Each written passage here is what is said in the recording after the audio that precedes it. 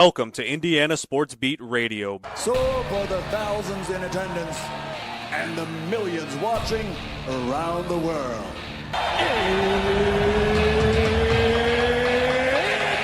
Time! Three on the way. Oh! It went in! It went in!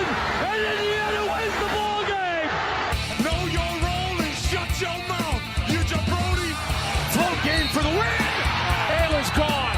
Goodbye. Touchdown, Indy. Woo!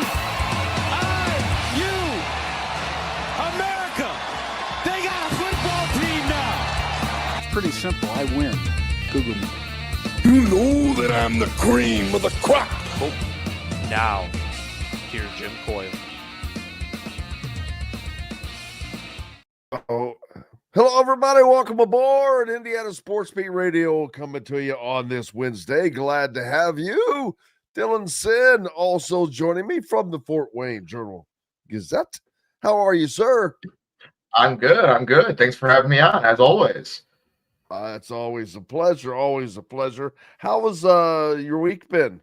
It's good. I'm obviously already having some fun with seeing the new contract details from Kurt Signetti yesterday and reporting on all of that, and then getting ready for this week of college football. It should be a good one. Yeah, another incredible slate of games coming up, and just more that is laying there at the table or in front of Indiana, and the possibilities are, while a lot of people can say that, yeah, I knew this, man, at the end of the day, I thought this team was good. I knew they were going to be a good team. I knew they were going to be a better team than they were last year. But even I don't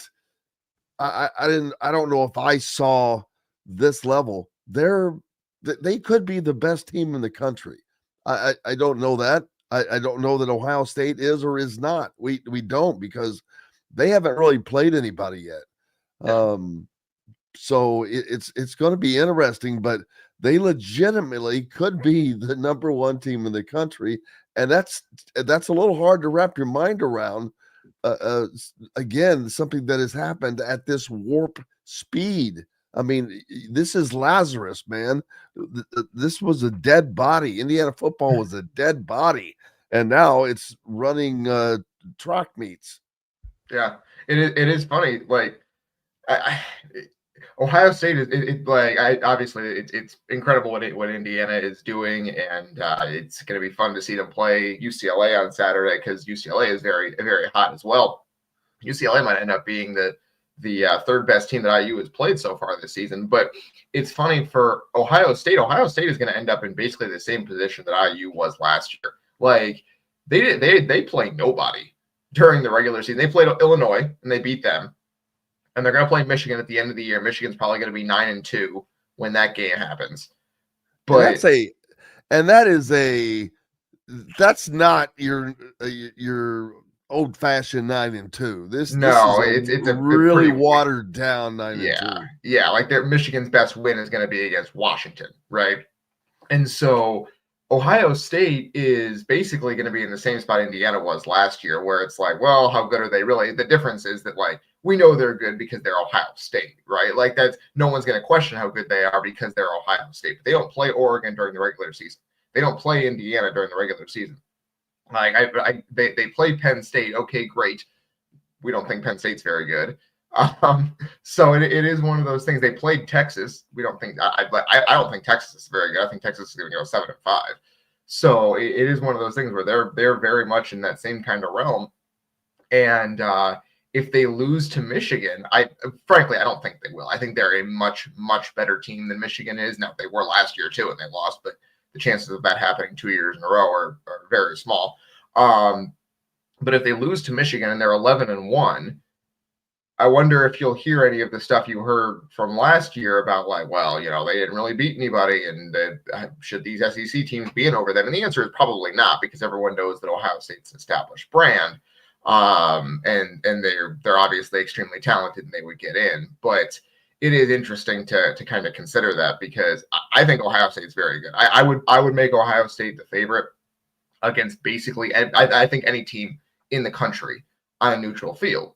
But we just assume that because they are Ohio State. There's really no evidence to back that up. I mean, they've won every game handily, but they haven't really dominated teams. They haven't really blown teams out because they're just keeping so much in reserve on offense and playing so vanilla offensively.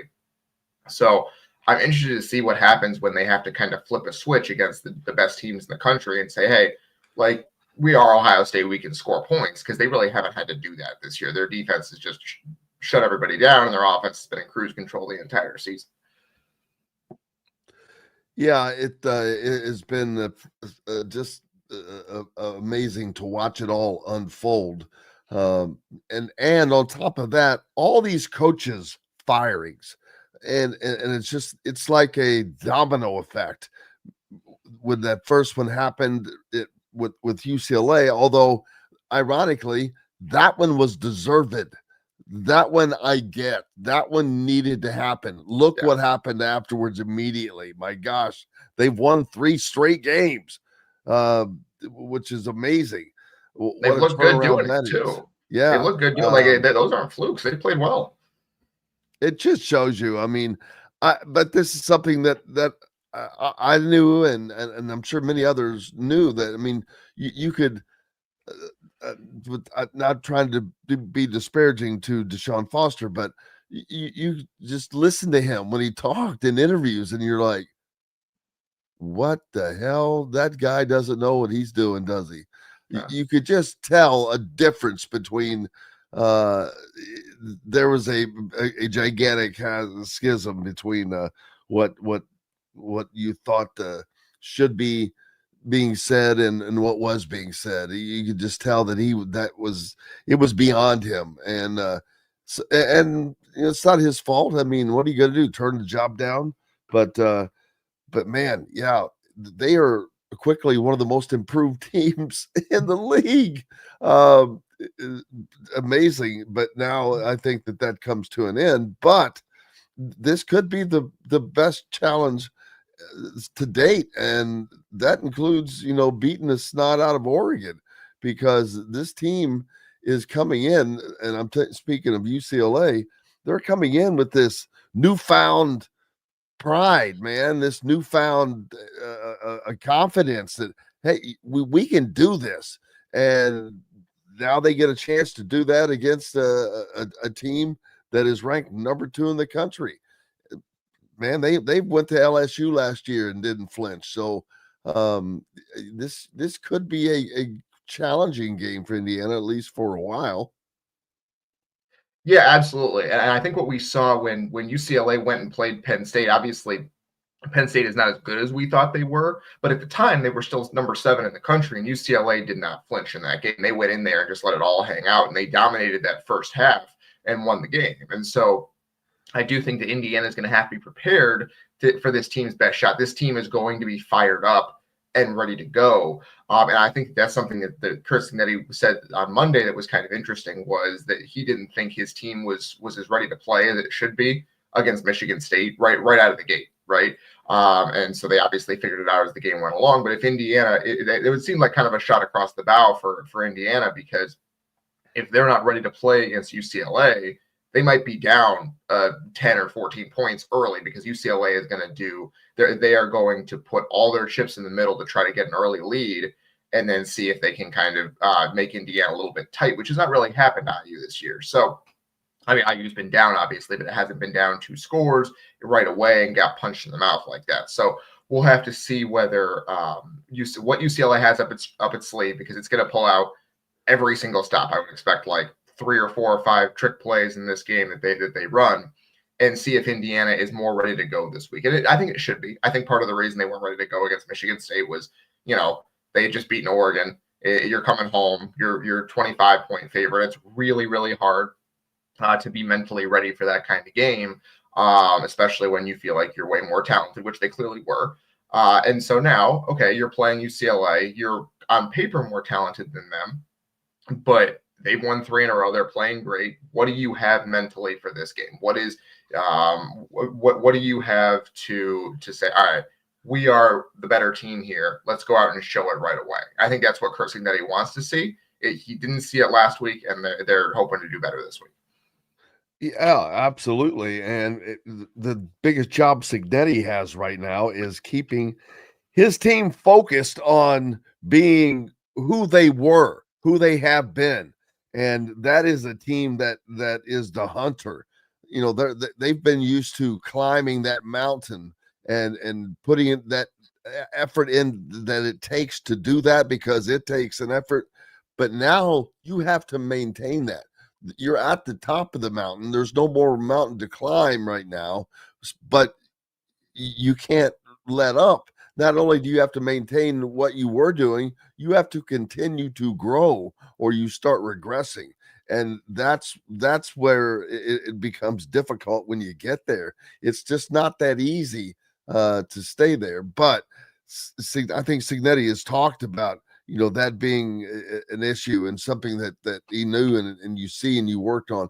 And again, it just shows you how good of a coach he is. But you sense those things, and that's what you have to do. You have to have the pulse of your team. You have to, because I know this sounds silly, but I remember going back to high school. We had one of those games, and that very thing happened where you're, oh man, gonna beat these guys, no thought and all of that. It is a big mental game, and that's why we see upsets, man. That's why they play the games, and it truly is. You just have to now. You've got to maintain that mental sharpness, and that Indiana has to go from being this team that has been hungry and chasing to one that is being chased now. And so that's a different mentality, but yet you still have to maintain that killer's attitude. And that becomes the chore for Indiana, Dylan. Yeah, absolutely. I mean, they're going to be favored by a wide margin in the rest of their games here, right? Like, they have 5 games left. None of them are against teams that on paper should be able to hold a candle at IU, right? Penn State has a ton of talent, but they've lost 4 games in a row, and they've lost to teams that are not nearly as good as IU. And so, all right, how do you mentally handle that? Like you just said, how do you go about saying, all right, we are the better team in this game. We know it, but are we going to get up and show it, right? And I think that is going to be the challenge for the rest of the season for IU, is that this team should, on paper, go 12-0. And they have the talent to do it. They are going to be the better team in all 5 games. They're going to be favored in all 5 games. Can you go out there and execute what you need to execute and do what you need to do to make that happen? And because the thing is, it's always in the back of your mind. Like, if they go 11-1, they're going to be in the playoff anyway, right? Yep. But do you have the pride that says, hey, I want to go 12-0. I want to go play for a Big Ten championship, because that's what they're chasing now. Like, they have a genuine opportunity to finish out this regular season, then go play probably Ohio State for the Big Ten title in Indianapolis, in your home state, in December, and have a chance at a Big Ten championship, right? Like, even before we get to the playoff, even before any of that, you have a chance to win the Big Ten championship. That means something to this program. And they are 5 games away, 5 games against teams they should beat on paper, from having a chance to do that. And if you play your game in those 5, you will have the chance to do it. But you have to get up for each one of those games, one after the other. And that is going to be the test for Indiana and for Chris Signetti, because that's what he does. He gets his team ready to go. He didn't do it as well as he needed to against Michigan State last week, and he knows it. And so now, how do you respond to that? And I think we're going to see a lot about the mettle of this team over the next 5 weeks in terms of, are they ready to go in these games? Yeah, I think it'll be easier now than it was right after that Oregon game, because that's part of what led to all of this. That I don't want to say, I don't want to call it a letdown, but taking a breath is basically what they did. They were not on their tiptoes breathing fire. which it's hard. That's hard to do, man. That's hard to maintain. That's why it's so hard to go undefeated. That's so hard to win every game. You blink one time and you can get knocked off that pedestal. So that is a huge challenge, and I think obviously Kurt Signetti knows that now, and it's been amazing to watch the difference in his demeanor and dealings with the media and all of that, because it has been, you're not getting the Signettiisms this year that you were. There's no Google me talk this year, and that's with purpose, because now his focus is on coaching a top ranked team.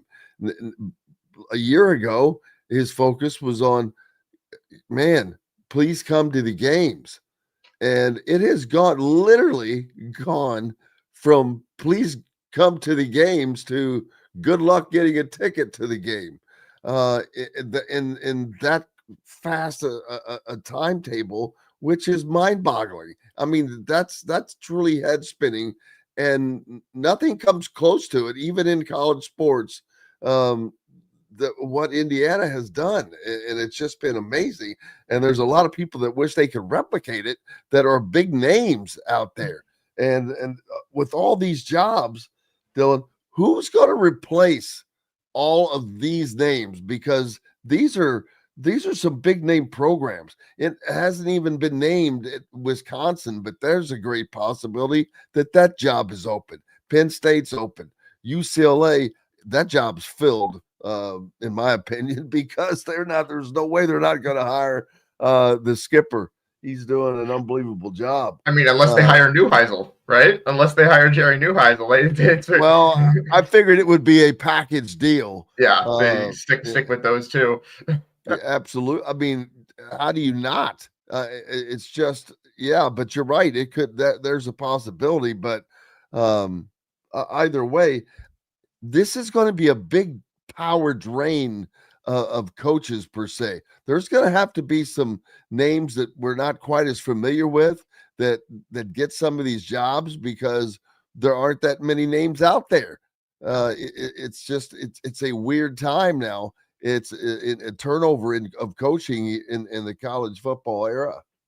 Yeah, absolutely. I mean, what happened last year was that I think a lot of teams were kind of if you had a coach on the hot seat last year, you were more than likely going to kind of ride it out for one more year, because you weren't sure how the House settlement was going to come down. You weren't sure what the future of the sport looked like entirely yet.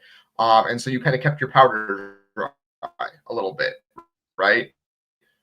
I think we're going to see that kind of come to a head this year, because a lot of teams kept their coaches last year. They survived one more year, and now a lot of these teams are just letting them go now. It's like, all right, we saw what we needed to see. Nothing's changed from last year. You got to go. That's what happened to Billy Napier at Florida. It's what happened to Brent Pry at Virginia Tech. It's what happened a little bit with Trent Bray at Oregon State, right? Like, that's a little bit of a different job, but a lot of these coaches probably could have been fired. Like Sam Pittman at Arkansas, right? Like, a lot of these coaches probably could have been fired last year, and people are just like, all right, one more year. We'll see what happens with House, and then we'll figure it out from there. And so we're going to have a wild coaching cycle this offseason, right?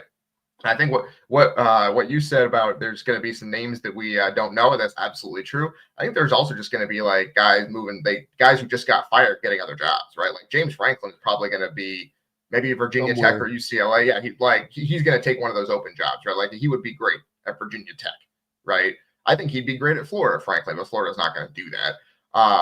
And then I didn't even mention Florida State, which is a possibility, because he's Mike Norvell is on double secret probation for the remainder of the season. Opened up the year 3-0 with a win over Alabama. Yeah. Think about that. At the time, you're 3-0, you've beaten Alabama. Life is pretty damn good. Yeah.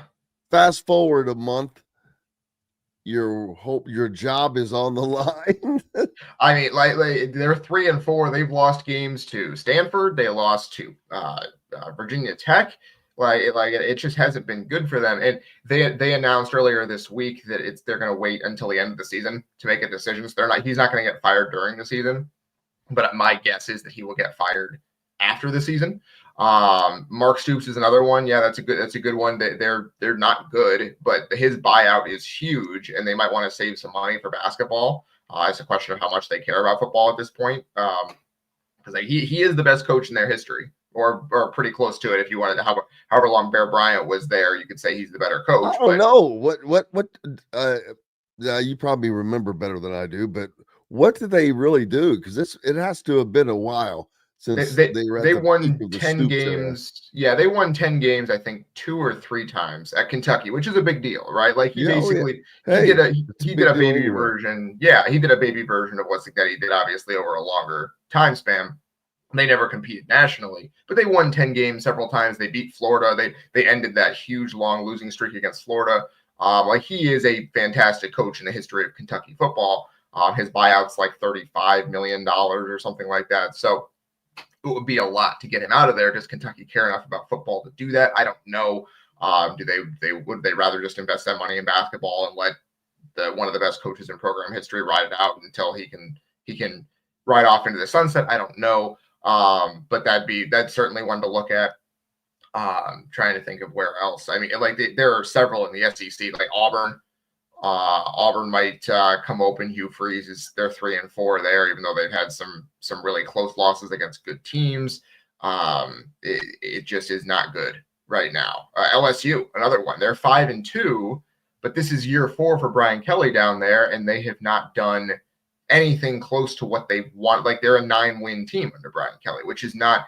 It's generally speaking where LSU is historically. Their fans don't like hearing that, but they want championships, and he has not gotten them particularly close to an SEC championship yet. So what do you do there? Wisconsin. Luke Fickell. That's another one where they announced earlier this week that they are not going to move during the season. They are going to wait until after the season is over. And you know why?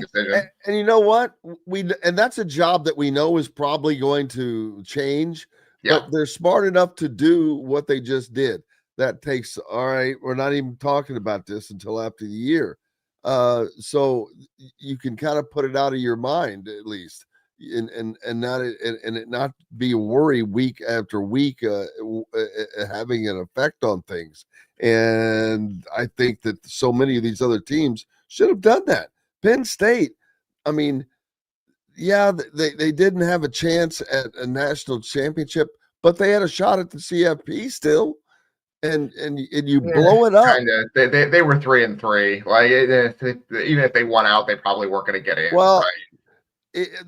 By name, because there might be some 9-3 teams they get in this year from the SEC, because there's going to be some of those. There's just a lot of balance over there. So I could see that happening. Not that Penn State deserved to get in, but hey, man, if you've got that name on the chest, it comes with a lot of benefits. Yeah, it's like having an American Express. It just comes with a lot of extra stuff. So, but yeah, we'll see. Yeah, absolutely. I mean, and Penn State would have had to beat IU and Ohio State just to get to 9-3 with Franklin there. I frankly doubt that was going to happen. So I understand. Like here's the people think that like Franklin was fired because of a 3-game losing streak, and it wasn't really that, right? It was a combination of all these factors where they were just not at the level they wanted to be. Penn State wants to win national championships. They invested in the program this year, especially to a level that was national championship worthy, and they didn't have the results to show for it, right? Drew Aller was hurt. He's out for the season. That was probably another part of it where it's like, all right, let's just do this now. Let's have a clean slate. Terry Smith is a beloved alumnus. He's the interim head coach. Maybe you have some good vibes down the end of the season. You win a couple games, and you maybe keep the recruiting class together rather than firing him after the season and then everything goes sideways immediately. So I understood the decision they made. The buyout is huge, but it's spread out over several years, so it's not quite as big right up front. So we'll see what happens with Penn State. I think they probably win a game or two down the stretch of the season. I like IU going there is going to be a very tough challenge for IU. So we'll see what happens. But yeah, it is going to be a crazy coaching cycle because so many of these teams held on to their coaches last year and now are deciding, hey, we probably should have just fired you last year. And so we're going to get a lot of these coaches moving on this year. Yeah, Robert Schwartz says that there have been other podcasts referring to what Signetti has done, leading other programs to looking at duplicating. Has been at a school that has had success. The furor wouldn't be as big. I'm not sure if it. I think the gist of that was everybody else wants the same thing. Just pour water on it and it'll grow. And it's just not that easy.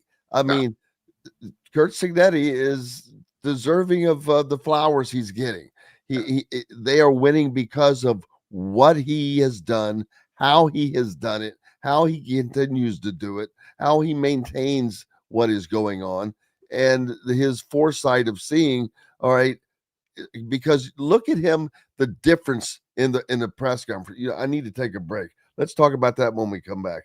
But when we come back, talk about this difference in Kurt Signetti now and a year ago, because it's like almost a different person in those press conferences now. He is a much softer, I will say. I shouldn't say. I don't want to say soft. Nicer. How's that?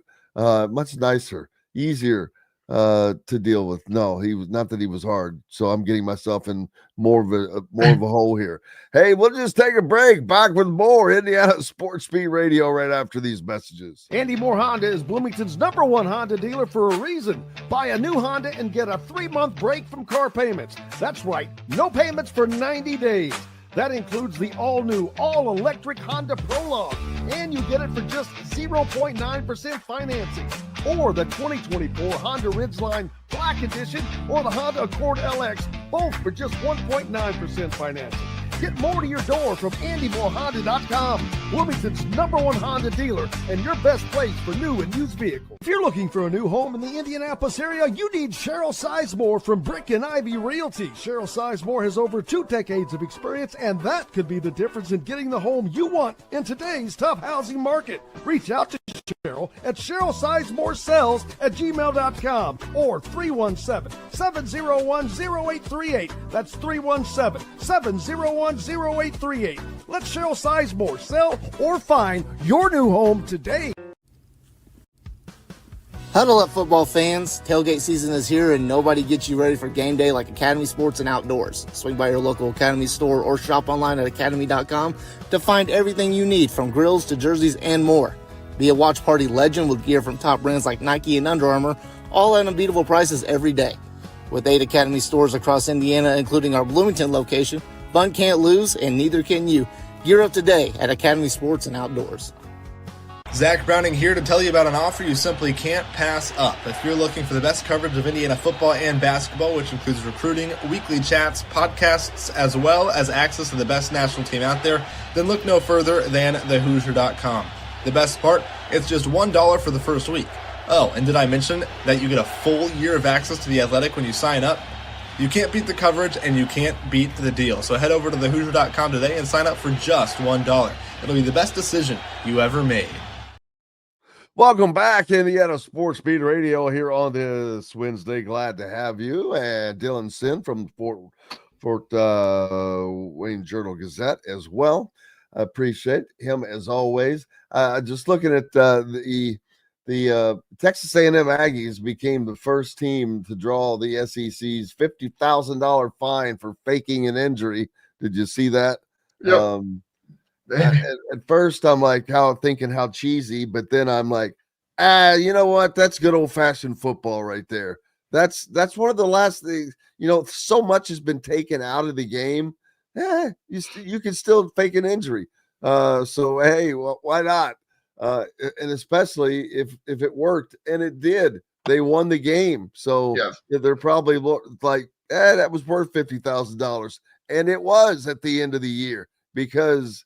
If they take an L, I'm not saying that fake injury led to the win, but but let's say it played into the win, that's worth a hell of a lot more than $50,000 when you're heading toward the CFP and all of that, just because of the payouts that are coming from just for making it to those positions. Yeah, it is funny. The SEC said, I think in its statement, that you could see on film. And they looked at the film, they watched it, and they were like, you can see an assistant coach telling him to go down, which is pretty funny. From the sideline, you can tell, you can see someone telling him to take a dive, which is really, really funny that they found that so easily. So yeah, I'm sure from Texas A&M's perspective, totally worth it. Honestly, kind of funny. They're probably laughing about it in the halls in Aggie land there. So a pretty funny result there for the SEC. Oh, absolutely. Well, at least they took action on it. So so you have to applaud them for that. But yeah, that's kind of, you're caught. I mean, dude, you can't get away with anything. Come on, there's cameras everywhere, generally for every single thing. So that's pretty funny though. But you know what? That's part of the game. It is part of the game. It's part of the mental part of the game. It's part of the chess. It's part of playing chess. I mean, it may not be a very good player, but you know what? Sometimes it works, man. And we all know that it has happened. But unfortunately, that leads to people to believing sometimes that is the case when it's actually an injured player. So don't want that become that. But yeah, that's just kind of funny. But again, hey, that was a tight win. So win's a win, man. And they roll on and live to fight another day as Texas A&M, probably a team. Well, I don't know. Them or Alabama is going to reign supreme in the SEC. We're not sure which, but if I don't even know who I would take in that game, but I'm thinking Alabama right now because it seems like Kalen DeBoer is gaining ground. He's there now. It's like last year. It was just like this. He was going through the woods. He was having to clear. It was like having to clear the woods out. Got to get all that brush out. That's what it seemed like. They just kept going through all of this stuff. Now it's like, oh, all right, now it's cleaner. So things are a lot faster in getting through there very, very, very quickly and efficiently now. This is coming off of starting the season with a loss to a guy who we just talked about, who's now on the hot seat for his job. So that's how Alabama's year started, but it's how it's going now. They're one of those how it started, how it's going kind of a situations, because they're sitting right there in that top 4 seed area.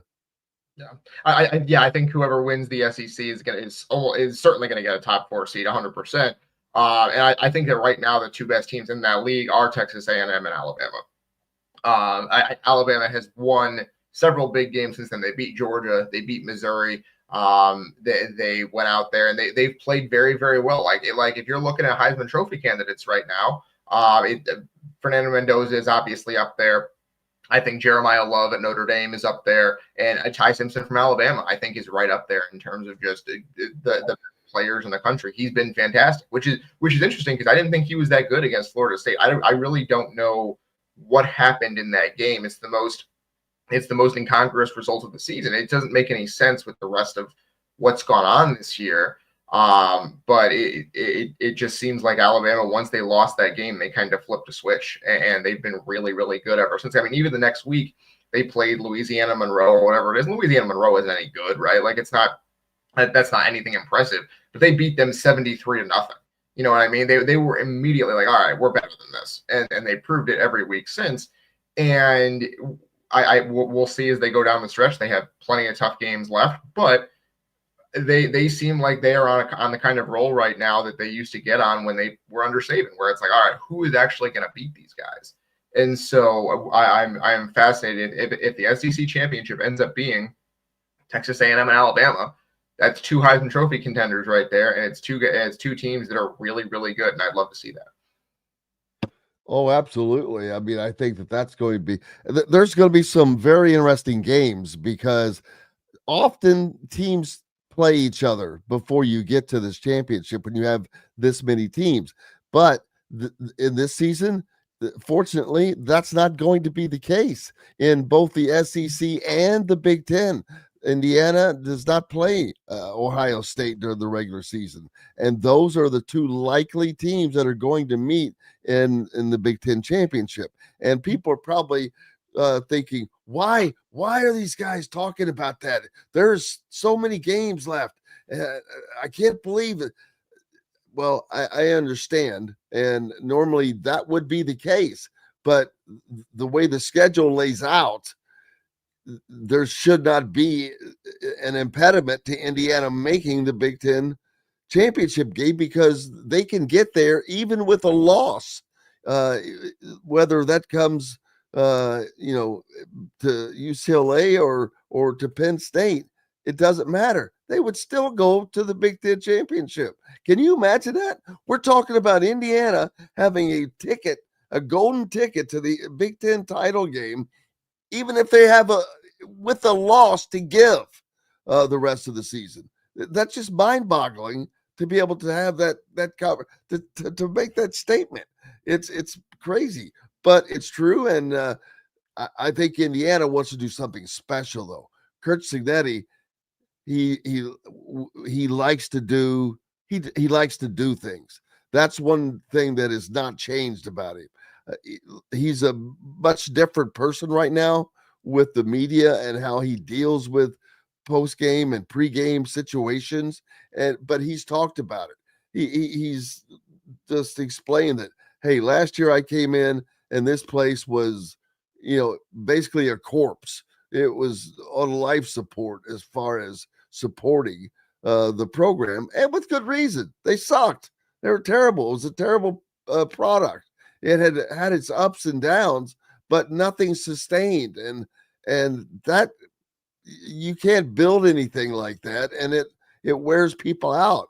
When you get new fans, that you lose them quickly because you're not holding on to them. But this is something different and something that is truly trying to be built. And there's been a response as far as the crowds selling out Memorial Stadium, the noise, the people. I was amazed, Dylan Sinn from the Fort Wayne Journal-Gazette with me, who I'm not letting talk right now because I'm running my mouth. I was amazed, Dylan, at how many people stayed and came back in after the weather delay from last week's game over Michigan State.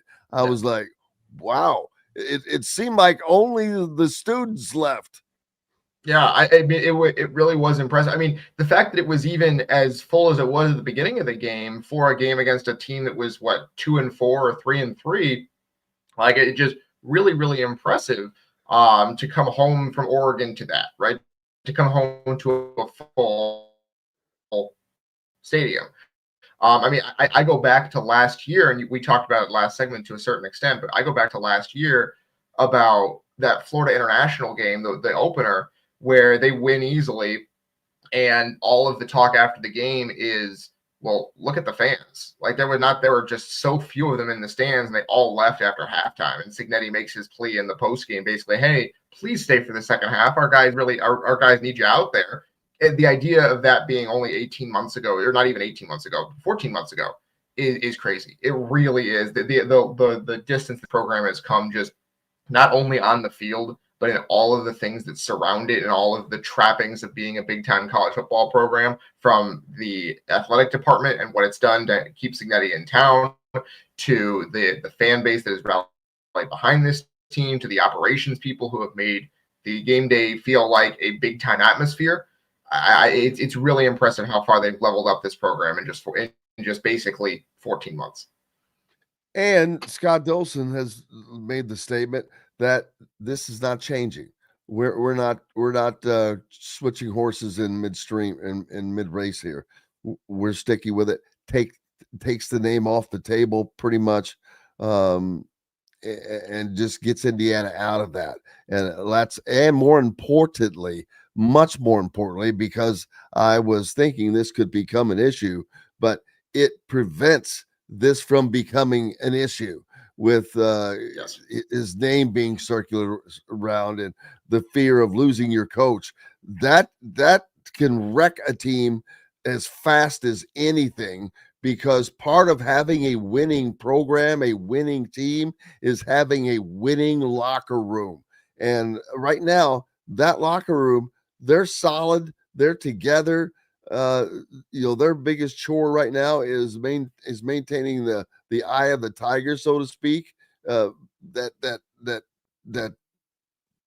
scent of a hunter, not the hunted, but other than that, they have done a marvelous job. But it's truly been remarkable to see, even in this era, because nobody else is doing that, and we're not talking about improving. Like, I think Barry Odom has done a hell of a job at Purdue. They were at ground zero, and of course there's no place to go but up. But they have gone up. The record doesn't necessarily show it, but I can see a definite difference between last. It's like, UCLA. Bad moves. Those were just bad moves to have those coaches in place. But that's going to benefit somebody else. But man, there's going to be, getting back to that, there's going to be names that we're not familiar with that are going into some of these high profile jobs. Yeah, absolutely. I mean, and some of them we might be very familiar with here in Indiana. I would not be surprised if one or both of Indiana's coordinators get head coaching jobs this offseason. And that's, Indiana has paid them to such an extent that they are very well compensated when it comes to coordinators across the country. But these are competitive guys. I wouldn't be surprised if they want to go out and get head coaching jobs, right? Like, Mike Shanahan is going to be mentioned for every ACC job that comes open, right? Like a guy who's from that area, who is a very, very, very good offensive mind. He's going to be mentioned for every job under the sun. Brian Plus, Haynes, his last name is Shanahan. I mean, that's just people are just gonna say, "Oh, Shanahan. Oh man, you got to get that Shanahan guy."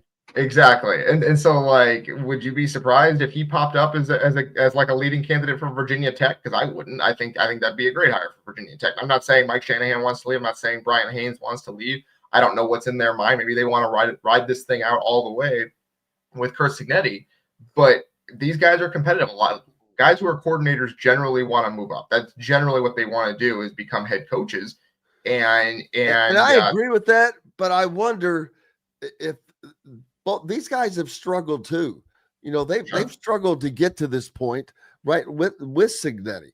And I'm wondering if the thought may be, hey man, I'm going to enjoy this ride for a few years, because we've seen it everywhere.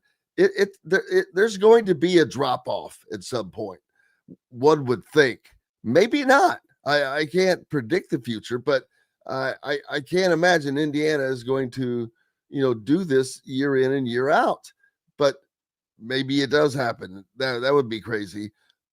Regardless of that, common sense would say that, it's going to be a really good run for a couple of years and then maybe drop off a little bit.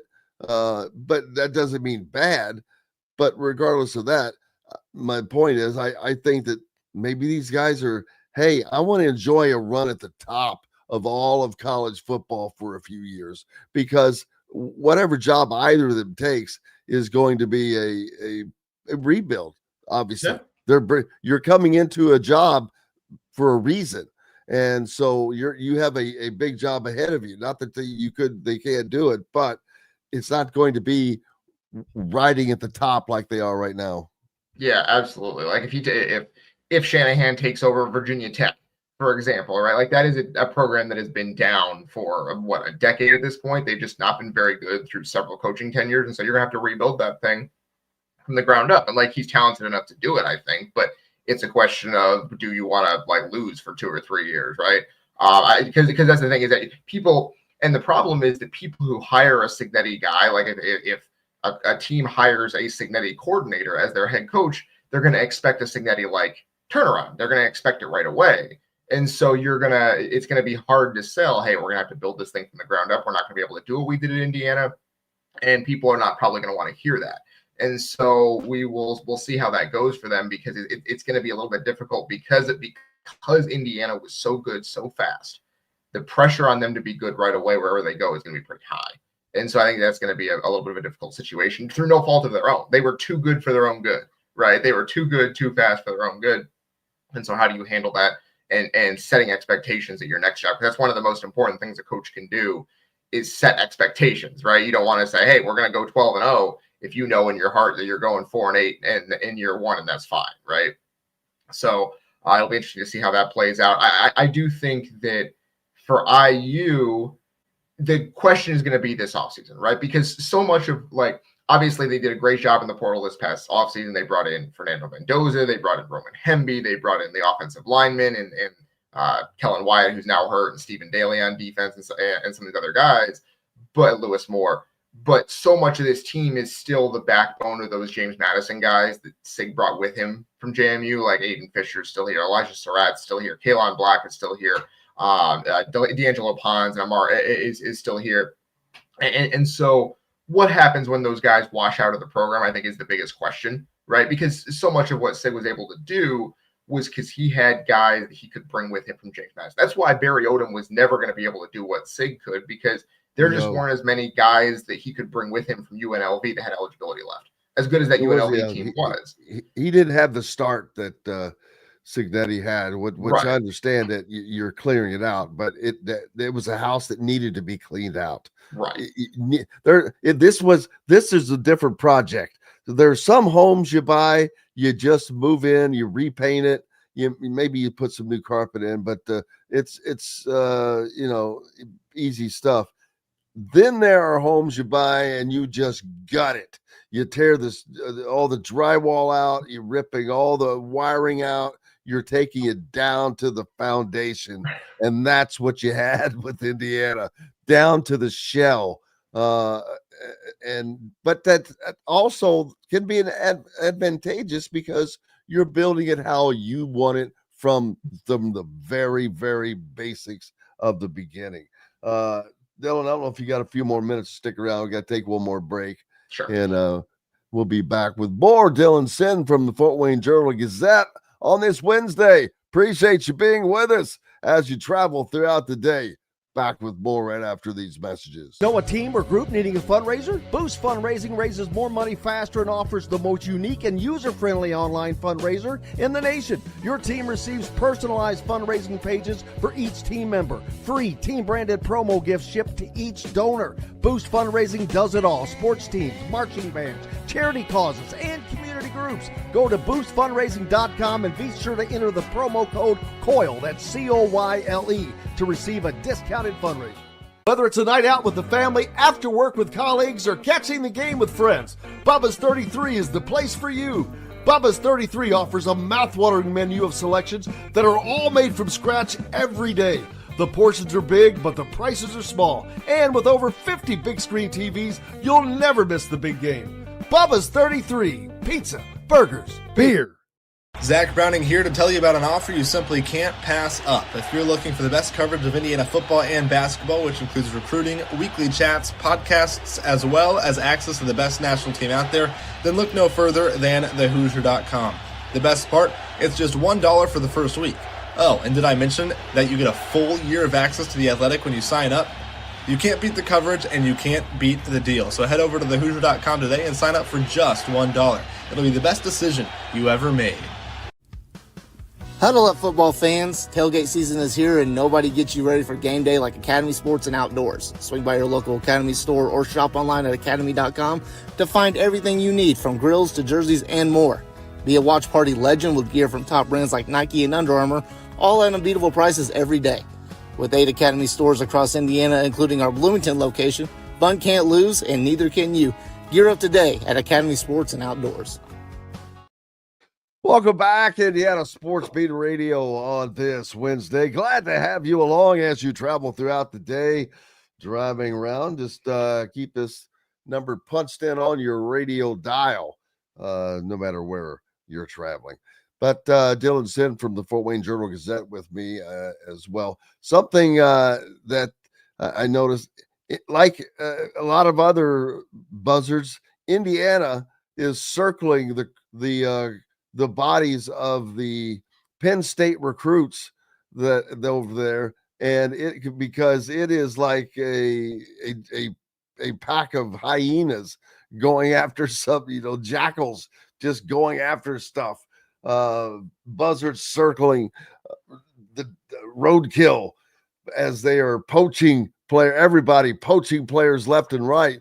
But Indiana on the list of several of these guys, several of them visiting Indiana coming up. And that shows you how the tide has shifted. And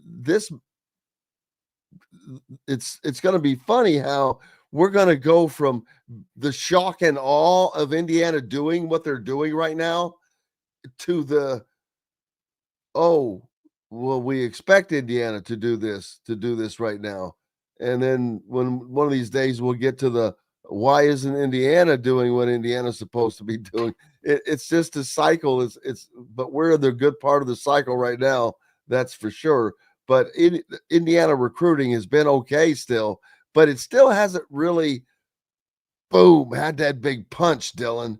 And this could be the deal that does it. I mean, the win at Oregon, the fact that Penn State just took this big loss. There's going to be a lot of guys that Indiana is going to benefit from this. There's no doubt in my mind. And they still have yet to get that first 5-star guy. So I think that they may end up with a couple of those in the next class. But when you go undefeated, when you reach the Big Ten championship game, if that happens, and whatever, you're there, and there's no way that you're not going to get the recruits, a lot of the guys that you're going after. Yeah, because that's the one thing that we haven't yet seen from Indiana under Cignetti. It's the one outstanding question, right? It's the one thing that Cignetti still has to answer, because what we know about college football over the last at least quarter century is that teams don't win national championships or really contend for national championships unless you have a preponderance of 4- and 5-star guys on your roster from high school recruiting, right? And that hasn't entirely changed. The transfer portal has evened things out to some extent. It is absolutely true. But we have not yet seen a team filled with 3-stars win a national championship. In fact, Ohio State last year was one of the most talented teams by star ratings in college football history, right? And so if Indiana really wants to contend at the top of the sport year in and year out, the only way to get there, as far as we know, in college football, and maybe this has changed, we don't know it yet, Indiana's going to be the first one. But as far as we know so far, the only way to contend at the top of college football on a consistent basis, rather than just having 1 or 2 up seasons then coming back down to earth, is to recruit 4- and 5-star guys out of high school, right? And you're right, Indiana has not exactly done that yet. There's a couple 4-star guys that they have in this class, but they haven't put together that big, hey, we have a top 10 recruiting class here. And so that's going to be the challenge for 2027 is, all right, you've done this for 2 years now. You've been really successful. You have all the money that you need to go out and get these guys. Go out and win some of those recruiting battles against the big boys, right? Because otherwise, I know people want to say, hey, they could just build through the transfer portal every offseason. And they did a great job these last 2 off seasons of building through the transfer portal. But if you don't have that foundation of high school recruiting, you risk becoming what happened to Florida State, right? Florida State went 10-3, and then they went 13-0. And then they tried to, and they weren't really recruiting at a high level for high schoolers.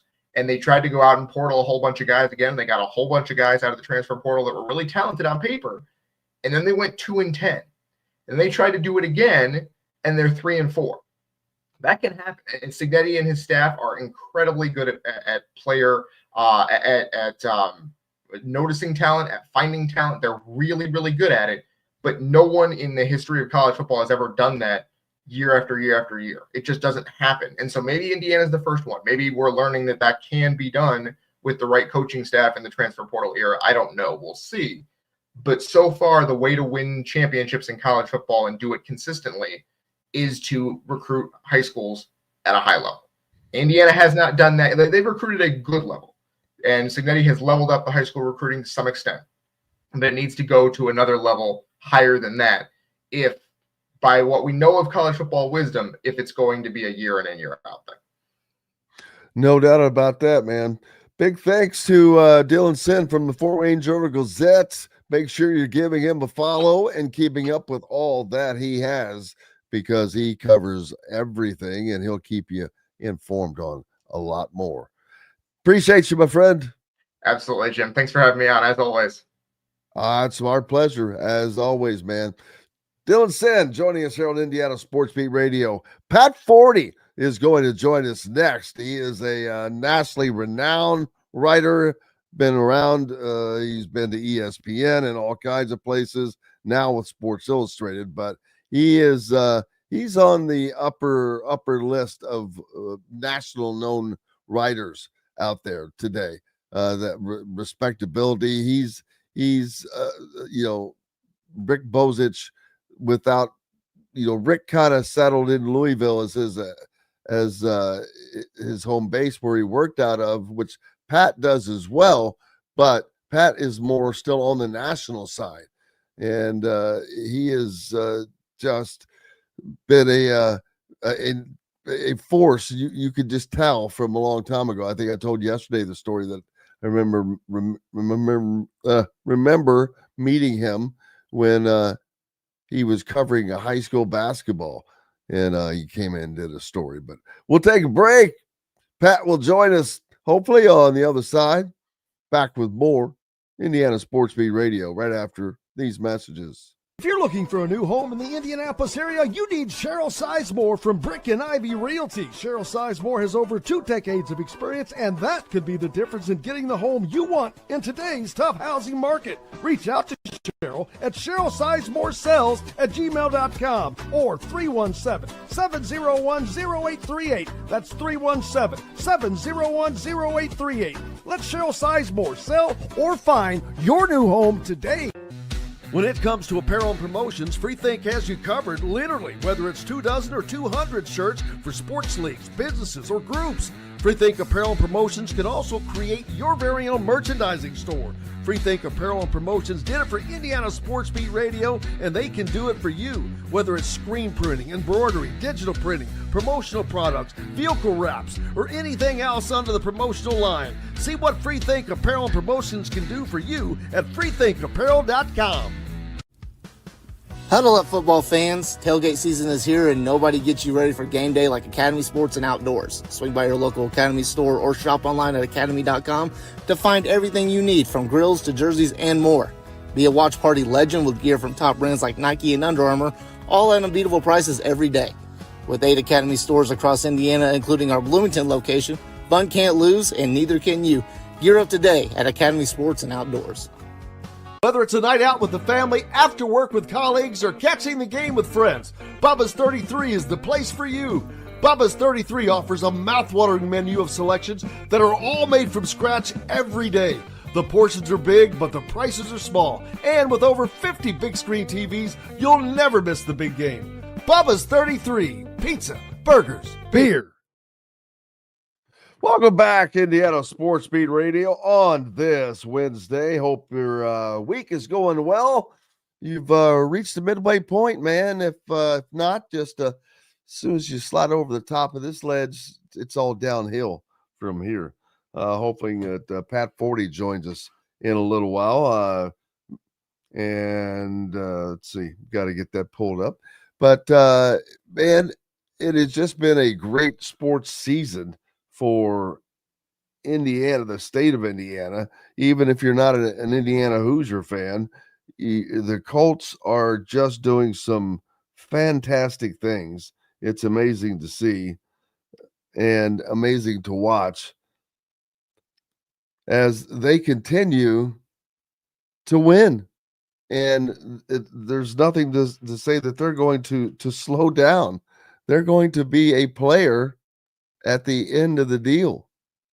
And it's the same with Indiana. Can you imagine a year in which both the Colts and the Hoosiers are doing well, and Notre Dame might still get into the playoffs? So think about that triple header. Notre Dame, Indiana, and the Colts. There's not a better three-headed monster in all of football in any other state that I can imagine. The Falcons are not going to do what the Colts are going to do. So that eliminates Georgia and Georgia Tech, which I believe would be the only other state that would have two representatives into the CFP, which is amazing. Indiana, one of these smaller states. But to get that job done, it's amazing. Well, it's amazing because Indiana is one of those teams. They're one of these teams that they're in the elite class right now. Now, I just the other day for the first time saw the term blue blood used for football. We normally use that for basketball. But if we're using it for football, there's a hell of a lot more blue bloods in football than basketball, but we kind of know who they are. You know, Ohio State, Michigan, Georgia, Alabama, etc. But that's changing. That is completely changing in every sport, but especially in football. We have seen the greatest equalization because of the changes that have been made in this sport, and I think it's great because you're seeing teams that have never done it before, fan bases that have never gotten to experience anything close to what they're getting to experience right now. And they're loving it. It's like they're going to McDonald's. They're loving it. Look at the response by Indiana fans alone. Look how, you know, it's going to lead to some kind of expansion of Memorial Stadium without question. But you have to have a reason to do it. Indiana needed to have replaced that press box a long time ago. They needed to have been ahead of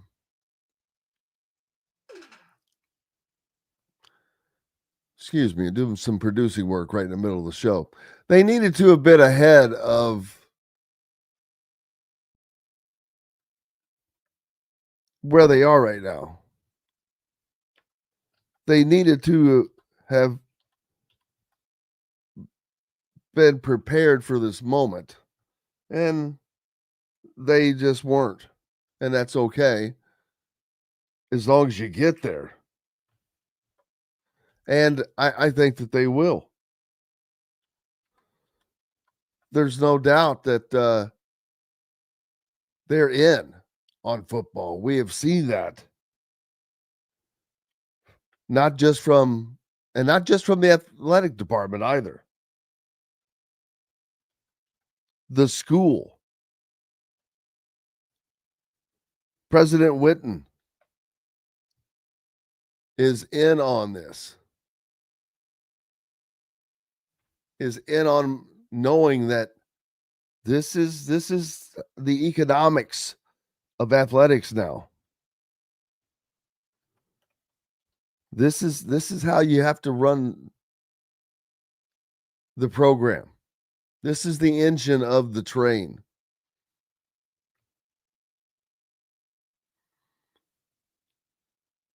And Indiana has been fortunate because not only have they been able to make the change over, they've done it in a fashion that is unbelievable.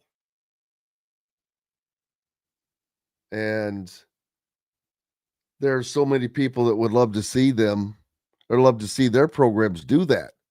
That wanted to. What do you think North Carolina was thinking? Hoping when they made that ridiculous hire which I always thought that was a ridiculous hire. There's no way, even though college sports is much more like akin to professional sports now, I'll give you that. It can be run that way. It probably should be run that way. But when you have people who think they know what they're doing, but don't, because they're too arrogant to ask, to look, that's what you have with Bill Belichick and that dude that he had has being his GM or whatever. I forget his name. It's not worth remembering. But that's why they don't know what they're doing. And unlike me, they're like a man driving around who won't stop and ask for directions. Damn it, I'll stop. I can't stand being lost. I don't get lost very often. I've got a pretty good sense of direction. But if I think for a single second I'm hunting a place to get rerouted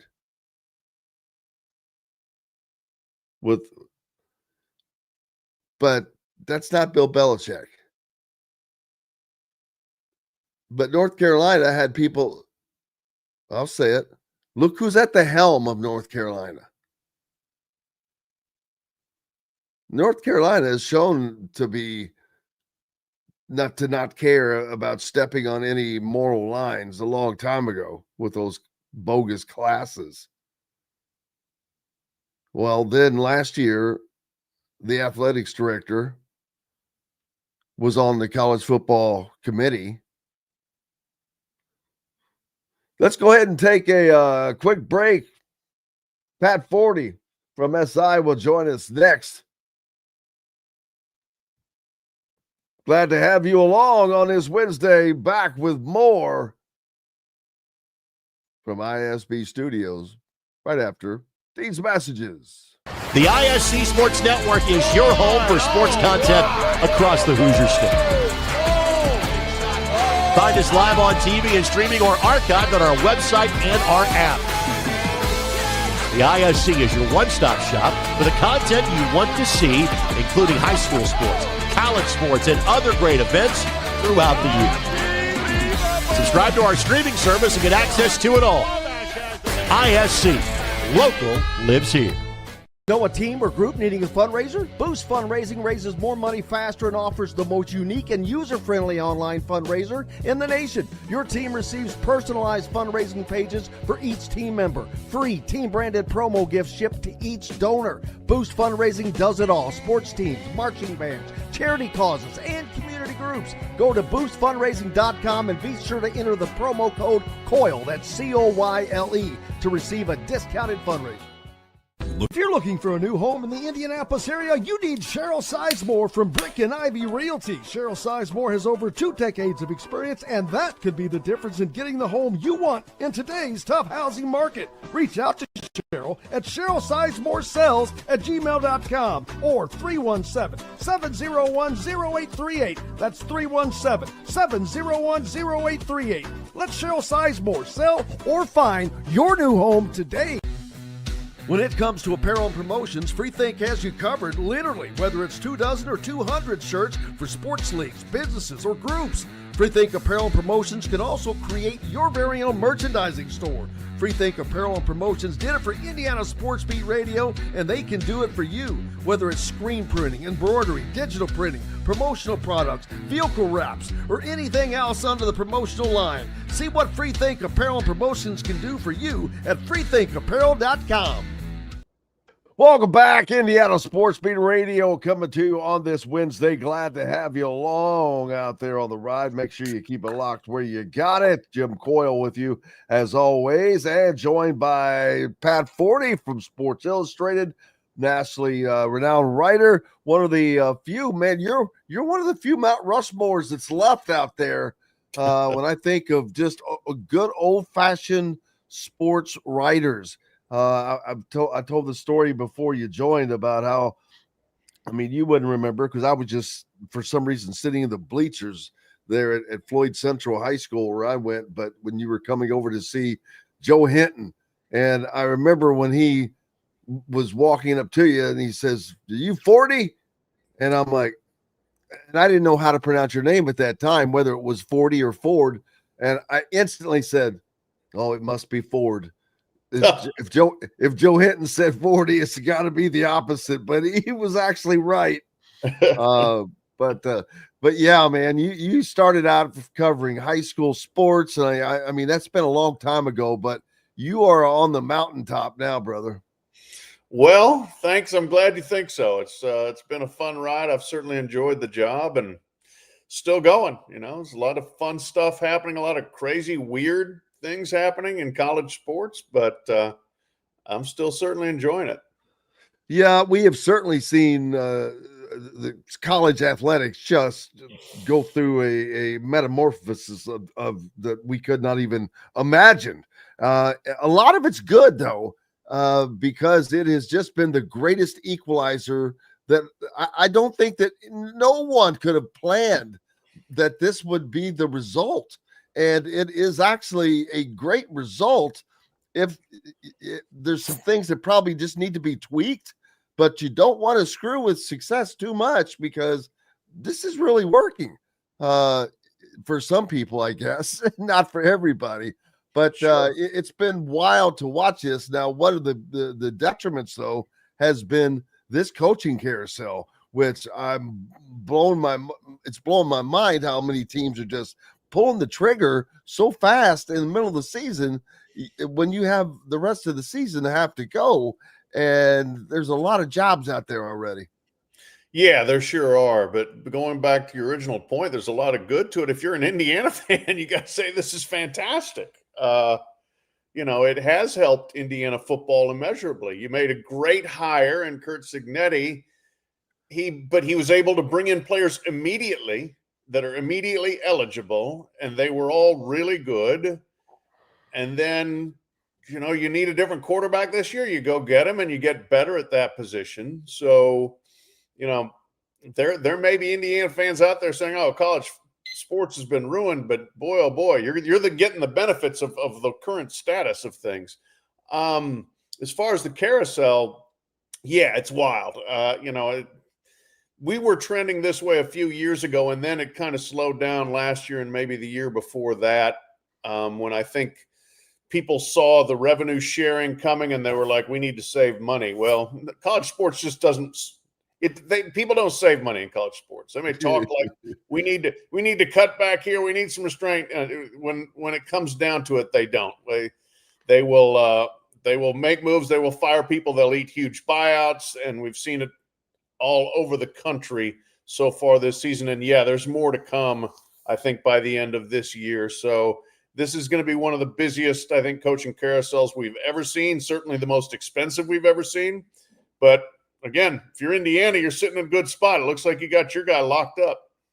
Yeah, and contrary to Paul Feinbaum's thoughts, it was a very smart move because I think the biggest reason is the impact it would have had on this very season, because I don't think that there's any way that with this many games left that talk got louder or whatever the case from a recruiting standpoint, because now Indiana is going to benefit from a recruiting standpoint now from the fallout of these other teams. There's several Penn State guys who are coming to visit Indiana, but it would have greatly impacted their efforts to get to a potential 12-0 historic freaking run to the Big Ten title game. I'm like, blows my mind to say that, but yeah. It is the truth. But it probably would have been derailed possibly had they not been able to lock him down and get him off of that chatter train. No doubt that it was very beneficial, I think, for this team this season, for them to act quickly and decisively, and for Cignetti to be open to it quickly and decisively. And I do think once you open the door and start listening to other offers, your focus waivers and it changes. And then if you get further down the line with another school, even if it's just through an agent, even if it's back channel, you start thinking, okay, staff, who do I want on my staff and what players and where are we going to go? And you're thinking about all these other things other than this team this year right now. And Jim, you can go back and look at schools where coaches were either leaving or being heavily courted to leave at the end of the season, and they will drop games you can't imagine. Like, I mean, just shocking losses that you have. And what you have to think, okay, somebody's not minding the store. You're not paying attention to the team that you have right now because you're thinking about the next job. And so I think for Indiana to take care of this and Cignetti, and I think, look, he's 64 years old. He's been around the block. He's appreciative that he got the chance at age 62 from Indiana. And I think he's appreciative at age 64. We have the chance to have an incredible season here. We already have, but let's go for it. Let's try to go undefeated. Let's try to win a Big Ten championship. Let's try to win a national championship. And so I think his focus is all in on the team, and Indiana has reciprocated that. Yeah, and it's also it's an investment that Indiana's making because it's not like they're not getting anything back, and that's going to continue to grow amongst the Big Ten schools and being a power in the sport that drives college athletics. So it's just after so long, Pat Forde from Sports Illustrated with us. After so long of watching Indiana make boneheaded move after boneheaded decision, which is why the basketball program was where it was for so long. It's just as amazing to see these home runs being hit by Scott Dolson, and that's exactly what he's doing. Because if you look at the coaching situation at Indiana right now, not just basketball and football, women's basketball, Terry Morin is doing a tremendous job. The baseball team had the 7 most players drafted in the Major League Baseball this year. That's nuts for a team that is where Indiana is in baseball with Jeff Mercer. Soccer, they're still a national. They were number 1 this year. The swimming, you're a big swimming guy, with your kids being swimmers. Swimming still. So as a coaching standpoint, they're in a unique place because Indiana is one of the smaller Big Ten schools in the conference, and you've got to maintain your place at the table now more than ever. You used to be able to skirt by, but you look at the SEC, Vanderbilt, baby, they're a top 10 football school now. They're not just they're not just for the GPA in the SEC. So, but the change has just been unbelievable.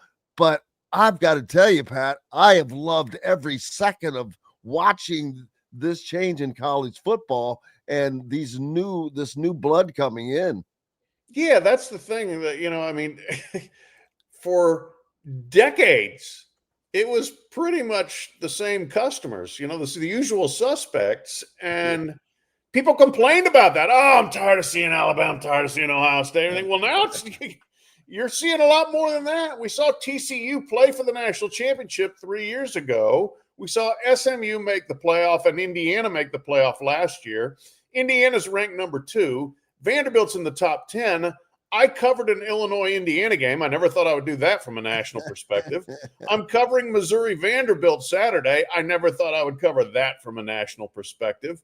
So I think it's fantastic because there's just so much more opportunity for people that are in all these Power 4 conferences to move up and to have that special season and to get excited. And that's the playoff helps because you got 12 bids now. It used to be 4, and before that it was 2. And so the access just wasn't there. But then also, the other modern elements of it and, NIL and the portal, which I am not a huge fan of the immediate eligibility, but that's what it is. That's the rule. That's the law. Heck, I mean, the courts have basically told the NCAA that's the way it's going to be. And so while I don't love it, it's been a fresh opportunity for so many different schools to have that shot. And you get the right guy like a Cignetti, and all of a sudden you get the right players, and boom, you can go from 0 to 100 really fast. Yeah, it's amazing to see. And speaking of, I know your alma mater. You went to Missouri, right? Yes. How I can remember that, I don't know why. I swear I don't know why I remember that, but because that's from back in those early days. Yeah. But what I was going to say is, for people, Pat is a national writer, and he doesn't. You would never know he went to Missouri because, well, partly, how often have you been able to cover them from a national perspective? Not very often. I'm trying to think. I think I've covered, well, shoot, go back to 2007 when I was at ESPN. I covered a football game then, maybe two of them, because they were really good then, and then maybe one or two thereafter. But that's about it. Missouri has had some blips on the radar from a football perspective and basketball, but there just hasn't been anything sustained. So it's not. Yeah, I mean, it would be nice to go back to my alma mater and see the campus more often, but they got to earn it. They haven't been good enough. So, they're playing in Nashville against Vandy, and frankly, Vandy's the better story. Vandy's the more interesting story, but I'll take whoever wins. That sucks that they're in Nashville, except for it's in Nashville, so that's never a bad thing. Right. I suggest you go to Kane Prime if you have not been there. I highly recommend it. Good to know. Kane Prime, and get one of the Wagyu steaks, and you will thank yourself and me the rest of the night. But anyway, Vanderbilt is a great story, but I think Missouri, I've said this already, might be the most undervalued team in college football. I love Missouri. I love how they play. I love they're a gritty fist fight kind of a get down and roll with your team. And the SEC, man, there's such a difference between the Big Ten and the SEC. The Big Ten has got the elite teams. I think that they have the two and still potentially three best teams in college football. But then there's a big chasm. There's a big gap between, well, I don't want to say a big gap, but with Illinois and USC and those kinds of teams. But that's where the SEC is out ahead of the Big Ten. They probably have 6-7 teams that I would slot in that position right there that are not as good as the top, but could probably beat one on a given day, and just makes it that more difficult. And the SEC is going to eat each other up a little. We've said that, as a lot over the years, but that is going to be the case a little bit this year because you're going to have teams like Missouri and Vanderbilt who are both good. I wondered about Vanderbilt until they beat LSU, and I'm like, okay, they're for real. And that's what makes it difficult. And I think people don't understand for writers like yourself, that's how you look at it. There are no allegiances whatsoever in your head, and it is just from a chair, and you're just spinning and looking at everything at the same time. Yeah, absolutely. I mean, that's where, we are trying to know a little about a lot. People that are on the ground covering these teams locally know a lot about a little. They know about their teams. I've got to try to know about 136 teams and really, 70 more than that. And so, but what you want is you want news stories, and certainly Indiana the last 2 years and Vanderbilt have supplied those. And from my standpoint, all the better because I can drive to both of them. But the fresher, the better, because I mean, when you're going to Alabama for the 23rd time in a 5-year span, and you're trying to think of something different to write about, especially during the Saban era, when first of all, there weren't many people available, but there was a sameness to the excellence, which if you're a fan is awesome. You can count on your team to be great no matter what. But from a writing standpoint, it just got to be same old, same old. So this is a wonderful era of kind of watching these programs rise and fall, and new personalities. Diego Pavia, the quarterback at Vanderbilt, is fascinating to me. Mendoza is very interesting at Indiana. And you just, these guys that didn't get recruited. I mean, Fernando Mendoza was committed to Yale at one point, it fascinates me the amount of effort and money and brain power that's put into recruiting projections. And this goes for basketball too, that ends up being wildly wrong. And, you're dealing with 17, 18-year-old kids who then are going to eventually be 22-year-old men, and you're trying to make projections there. But still, it just, you can get a lot of them right, but boy, they still get a lot of them wrong. Yeah, often it will happen. And that's just like the AP polls for basketball, for football, especially for football. Man, it has been wild to see the teams that were thought to be good or supposed to be good, but a lot of that there is brand bias. Oh yeah, people start to expect. You expect Texas to be good. Well, they've got Arch Manning, they've got this and that. They have to be good. No, well, they're not. Probably shouldn't even be in the top 25, to be honest with you. They struggled to beat Kentucky at Kentucky, but anyway, it's been a churn in that, and it's just incredible and actually fun to see. I'm sure it makes it more difficult to cover, but at the same time, maybe not, because it does provide fresh new stories. Sure. Yeah. And we thrive on unpredictability. There's nothing better in my job than like on a Saturday to have upsets happening left, right, and all over. That's fun. That's interesting. That draws people's attention. It gives us something to write about. So when those things happen, I think it's fantastic. But to your point about brand bias, it is undeniable. It's especially true in football. It's true in basketball too, but it's definitely true in football. Going into this season, I walked up to Scott Dolson at Big Ten Media Day in July in Las Vegas, and I said, "We're picking your team top 10." I said, "I don't know why other people aren't." And the answer is obviously because, well, everybody thought, well, it's Indiana, so it was a one-year wonder, it was a fluke. But if you looked at what was coming back, and then I'd seen Mendoza, I thought Mendoza was a clear improvement over Curtis Rourke, who was good. No knock on Curtis Rourke, but I thought Mendoza was very good at Cal. And so I thought the building blocks were there for them to have a great season. And they have. Like a lot of other top 10 picks, not so good. But I felt good about Indiana then and better now. Yeah, I as someone who is closer to the deal, I kept telling people, I said, hey, I'm telling you, this is going to be a better team than they were last year. I said, they are better at every position. My only question, ironically, was the defensive line. And I think that they've more than answered that question with 13 sacks in their 2 top 10 games, which still blows my mind. Both of those top 10 games, they totaled 13 sacks. And I'm like, wow.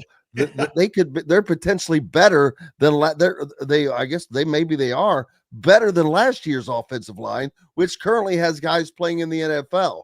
So that blows my mind, but that defense is incredible. They are elite, but they're just better. And Fernando Mendoza, I remember watching him at Indiana's Pro Day last spring, and they had him in there throwing. And he's dropping dimes, 50-yard dimes, that I'm like, oh boy, they did not have that last year. And that's what we still haven't seen that yet, but he has that capability. He has that NFL capability of throwing those 50-yard spot-on passes that just hit a receiver in the hands as he's running full speed. And but you're right, it is an improvement all the way around, and it's fun to watch. But if you've noticed, Pat Forde from SI with us, Sports Illustrated, Kurt Cignetti has been muted. He's not been giving people the Cignettiisms because he also knows that's bulletin board material, and now he's on the other side of things. He's got a target on his back, so he's not wanting to add a fresh coat of paint every day to that thing. Yeah, no doubt about it. I jokingly have said I'm disappointed in him this year because he's toned it down Yeah. to the level that he has. But I get it. I mean, totally. And look, he did coach under Saban, so there is an element of wariness of when things are going well. That's when I need to be really concerned. The more we win, the more I'm on guard, the more I'm hammering the guys. You're not good enough. We're not doing these things well enough. We've got to get better at this, and this. The rat poison thing that Saban always threw out, praise is rat poison. So I think he's living that and he's embodying that, and I don't blame him. My hope is that we will get to a point if they're standing there 13-0 in Lucas Oil Stadium, or even if they're not 13-0, but they've won the Big Ten championship. I hope we can get some crowing out of his mouth at that point. But he may still be holding on to it for a playoff run. But and he said several times, I felt like I had to wake the fan base up, with some of the stuff that he said, and boy did it work. He was right.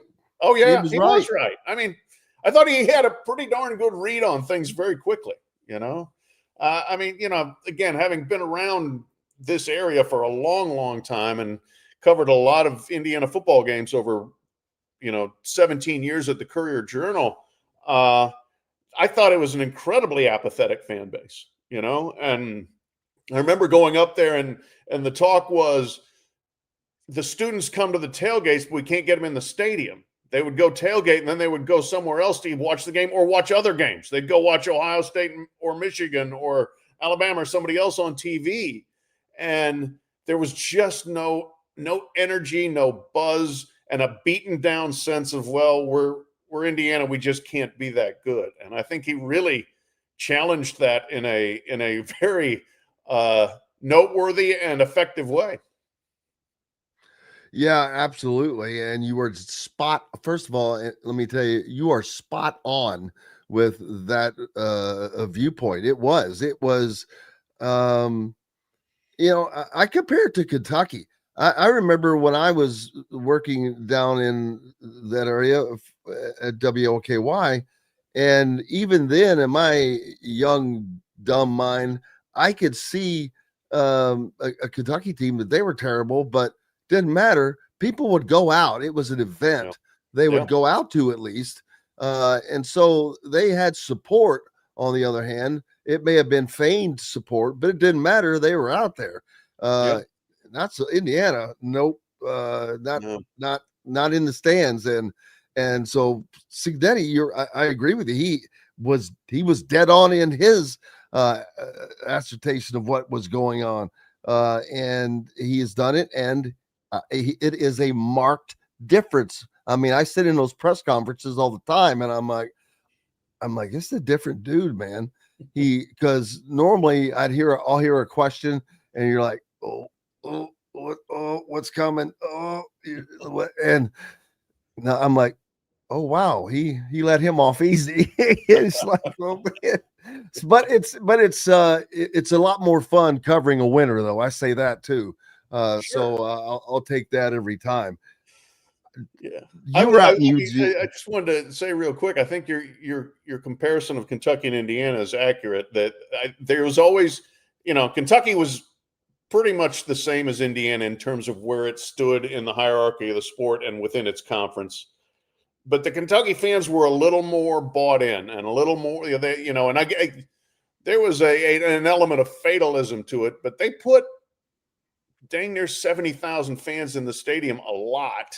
And, they would show up. Eventually, about the time of Midnight Madness, you would see them start to turn. But up till then, I mean, they had good crowds with very little to show for it. So, Indiana, I think, has come further in terms of actually really getting excited about football. Oh, are they, man? There's still talk of basketball around here, people wanting to, but it's not. It's full board on football because we're going into territory that I don't think people could have even dreamed of, even after last season, when Indiana's legitimately most likely going to be playing in the Big Ten championship game in Indianapolis, which I'm sure Indianapolis loves that in some way, but I'm sure all the hotel people don't love it. Right. as much. But that is something that I never even perceived as being a possibility. But Yeah. this is a real possibility. And we could see the clash of two 12-0 teams. This could be the perfect storm on these two teams colliding at a time when both are undefeated, because they both should be undefeated when that happens. And that's going to be a great matchup.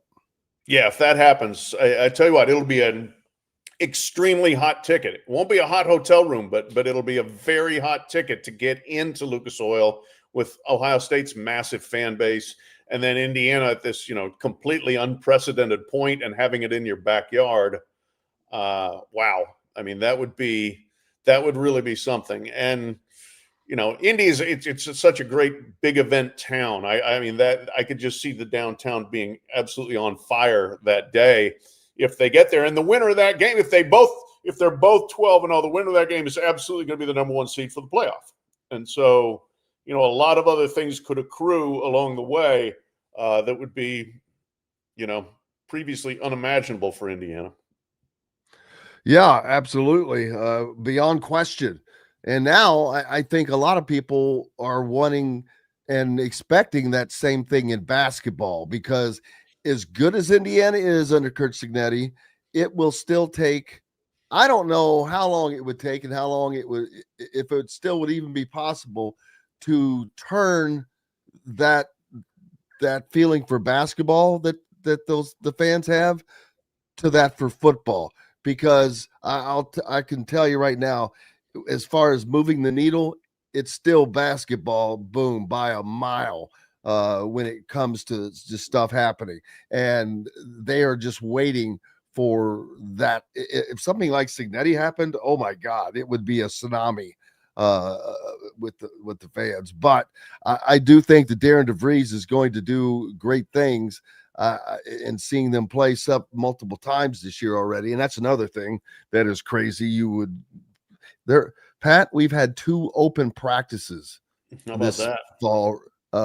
Yeah, we were down at Huber's, and I asked Darren, I said, hey, Darren, I said, I know you've got a lot of things going on. I said, but it would be really awesome if you had an open practice for the media to just let us watch some things once. And he said, yeah, we'll work on that. Well, I thought that was like in one ear, out the other. And then bam, next thing I know, it happened. And I thanked him. He would say, hey, I told you I'd take care of you. Well, then they did it again. Then they had this thing on Kirkwood Avenue. Then they had another exhibition or open scrimmage. And then the scrimmage. But it's been such an open atmosphere with Darren DeVries. But when I've seen them play, I think the biggest thing is fans are going to enjoy watching this team.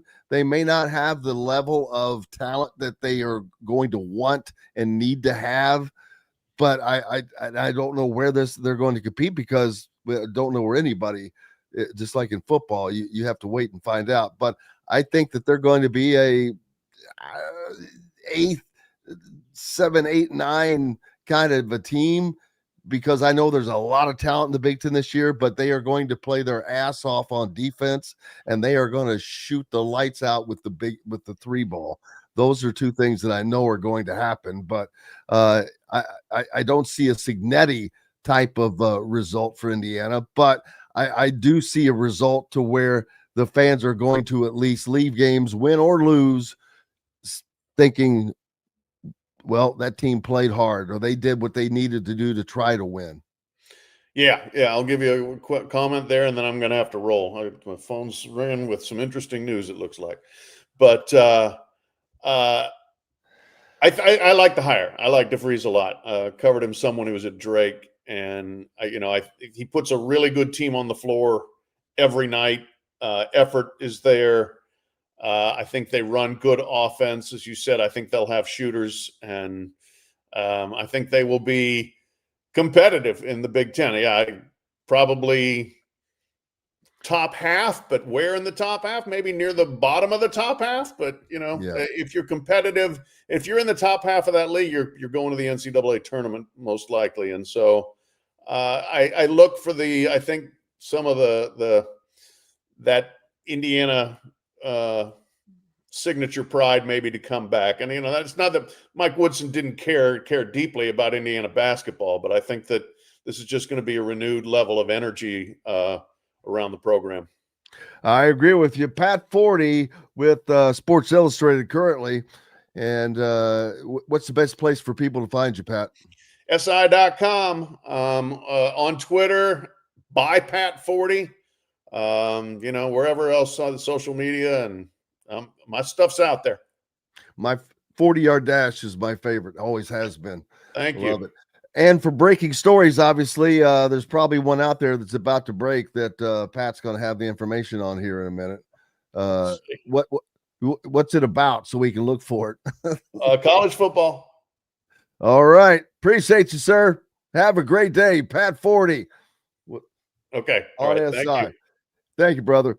Hey, we've got lots more coming up here on Indiana Sports Beat Radio. We'll take a quick message and we'll see what's happening in the world of college football on the other side after this break. If you're looking for a new home in the Indianapolis area, you need Cheryl Sizemore from Brick and Ivy Realty. Cheryl Sizemore has over 2 decades of experience, and that could be the difference in getting the home you want in today's tough housing market. Reach out to Cheryl at CherylSizemore@gmail.com or 317-701-0838. That's 317-701-0838. Let Cheryl Sizemore sell or find your new home today.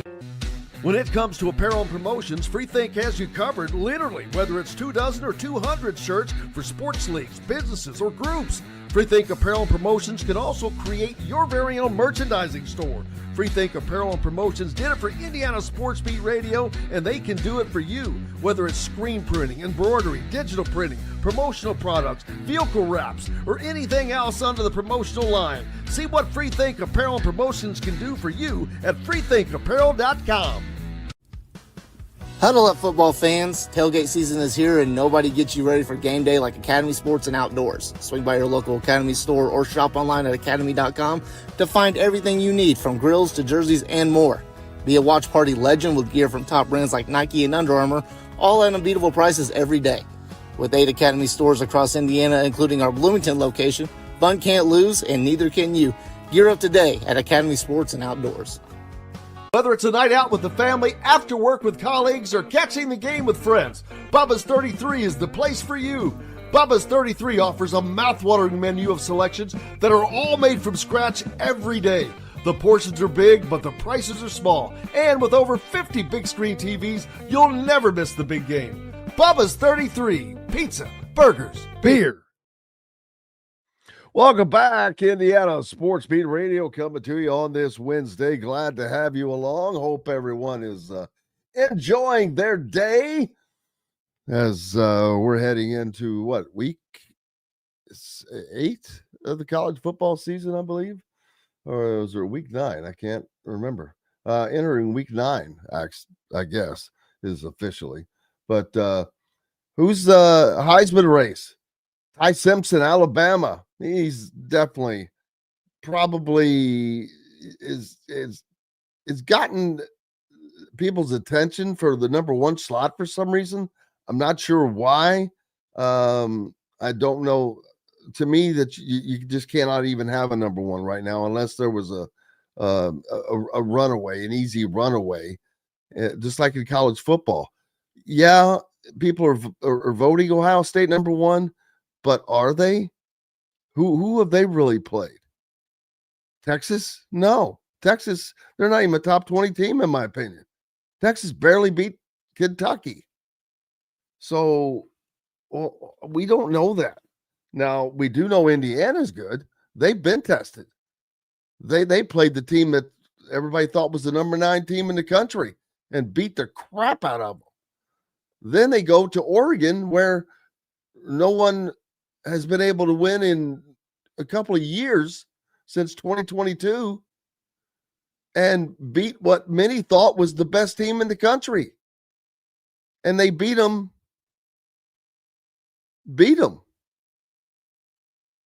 Legit beat them. Indiana is the number 1 team in the country.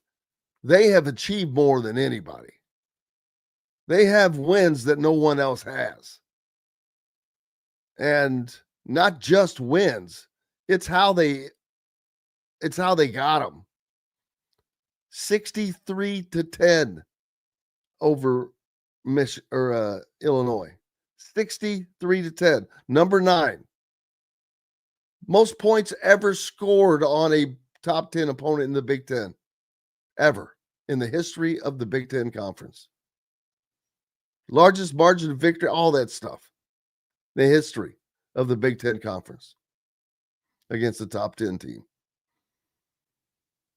And then what they achieved at Oregon, I'm impressed with the defense.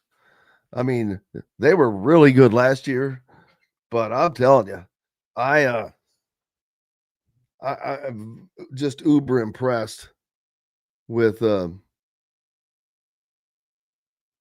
what they're getting done, especially that line. Now they had a blow with the loss of Kellen Wyatt, no doubt. His numbers were a solid part of what they've been getting done with sacks and tackles for loss. Indiana gets after it. That line gets after it. Thank you, Doug. Appreciate you. Doug had a board made for me that I have not been able to get to yet, and I appreciate it nonetheless, though. I can't wait to display it once I get it. But I forget what I was saying exactly. But, oh, yeah, the quarterback race.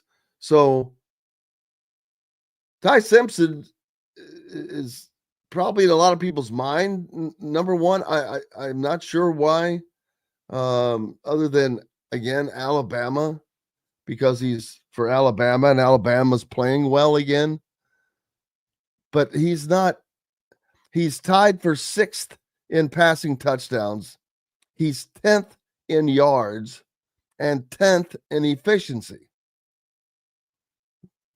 And this is according to CBS. But when you incorporate opponent quality into the picture, no one has been better. He's been efficient, steady, clutch, and light on catastrophic blunders during 4 straight wins over top 20 opponents with legitimate CFP aspirations. Yeah, I don't know about that. 4 straight wins over. Who in the hell have they played that's in the top 20? I'm going to have to go back and look at that. Fernando Mendoza, they've got number 2. He threw for 4 touchdowns and a season high 332 yards in Indiana's win over Michigan State. You know, that's the first time he's thrown for over 300 yards as a Hoosier. It's amazing that it took this long. He leads the nation in passing efficiency and is tied for first in touchdown passes with 21 and is running a close second in the Heisman Trophy odds at FanDuel.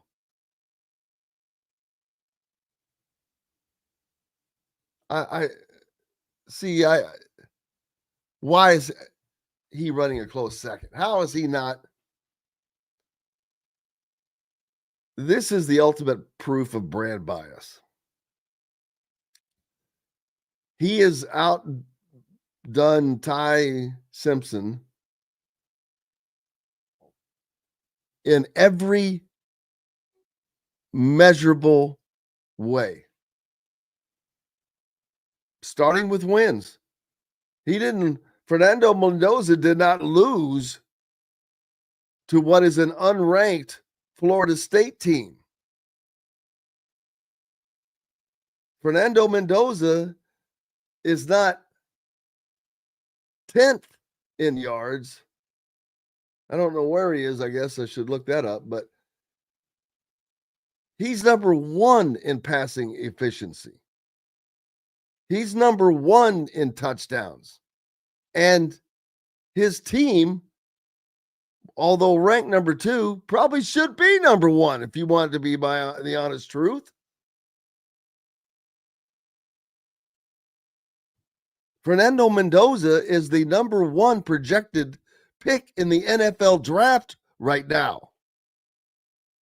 Not that that has anything to do with winning the Heisman, but it's also not supposed to be the best team's best player. It's supposed to be the best player, period. And